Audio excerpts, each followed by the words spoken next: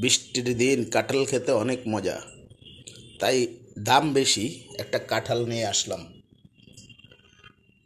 আমার দাদার, সুপ্রদেব দাদার আম কাঁঠালের দাওয়াত রইল। আমার দাদা কোথায়? আমার দাদাটার দাওয়াত, দাদার জন্য আম কাঁঠাল আনা। সুপ্রদেব দাদা, ডাক্তার সুপ্রদেব, আপনার দাওয়াত আম কাঁঠালের, চলে আসবেন খেতে।